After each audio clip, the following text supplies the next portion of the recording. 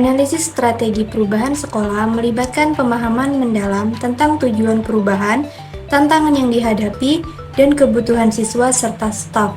Pendekatan yang holistik dan melibatkan stakeholder penting untuk memastikan keberhasilan perubahan tersebut. Beberapa langkah penting meliputi evaluasi kebutuhan, pengembangan rencana strategis, pelibatan semua pihak, pelaksanaan perubahan dengan komunikasi yang efektif, serta pemantauan dan penilaian berkelanjutan untuk menilai dampak perubahan tersebut. Terdapat beberapa strategi perubahan pendidikan yang dapat diimplementasikan, antara lain yang pertama, peningkatan kualitas pengajaran, memastikan pelatihan guru yang baik, memperkenalkan metode pengajaran inovatif, dan menerapkan penilaian yang komprehensif. Yang kedua, kurikulum yang relevan, menyesuaikan kurikulum dengan kebutuhan dunia nyata dan mengintegrasikan keterampilan yang dibutuhkan di era modern seperti literasi digital dan keterampilan berpikir kritis. Kemudian yang ketiga, teknologi pendidikan, memanfaatkan teknologi untuk meningkatkan pengajaran dan pembelajaran seperti penggunaan platform pembelajaran online, aplikasi pendidikan, dan sumber daya digital lainnya. Yang keempat, pendidikan inklusif, menyediakan pendidikan yang inklusif bagi semua siswa, termasuk mereka dengan kebutuhan khusus, agar dapat mengembangkan potensi mereka sepenuhnya.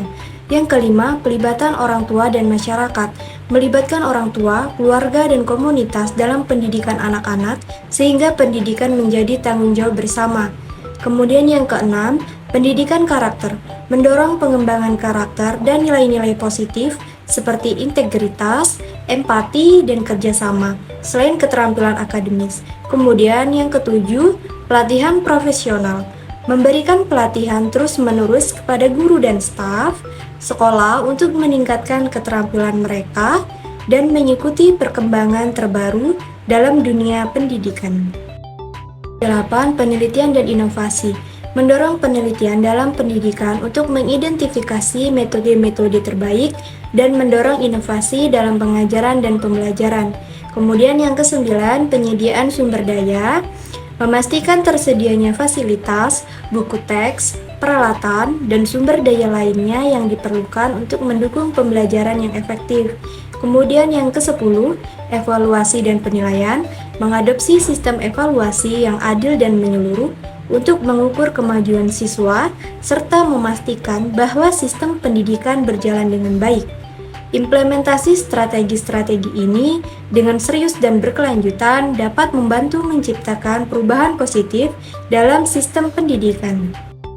Mazhab teori manajemen perubahan adalah istilah dalam bahasa Indonesia yang mengacu pada berbagai aliran atau pendekatan dalam teori manajemen perubahan. Terdapat beberapa mazhab yang telah dikembangkan oleh para ahli manajemen untuk memahami dan mengelola perubahan dalam organisasi. Beberapa mazhab terkenal meliputi, yang pertama, mazhab perubahan Lewin. Teori perubahan Lewin melibatkan 3 tahap utama, yaitu unfreezing atau membekukan, changing mengubah, dan rephrasing atau membekukan kembali. Pendekatan ini menekankan pentingnya mempersiapkan orang untuk menerima perubahan sebelum perubahan tersebut dapat diimplementasikan. Mazhab yang kedua yaitu mazhab perubahan Kotter. Mazhab ini diperkenalkan oleh John Kotter dan melibatkan 8 langkah untuk mencapai perubahan yang sukses. Langkah-langkahnya melibatkan membangun urgensi, membentuk koalisi, menciptakan visi, mengkomunikasikan visi, menghilangkan hambatan, menciptakan kemenangan singkat, mempertahankan perubahan, dan membuat perubahan menjadi budaya organisasi.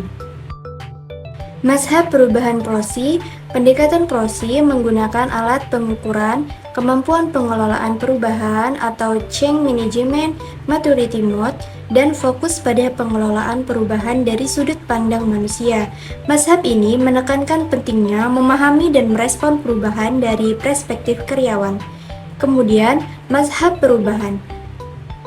Model ini menekankan 7 elemen internal organisasi yang saling terkait, yaitu strategi, struktur, sistem keterampilan, staf, budaya, dan nilai. Pendekatan ini menyarankan bahwa semua elemen ini harus diselaraskan agar perubahan organisasi berhasil. Setiap mazhab memiliki pendekatan uniknya sendiri dalam pengelola perubahan organisasi. Pemilihan mazhab yang tepat tergantung pada konteks spesifik organisasi dan perubahan yang dihadapi.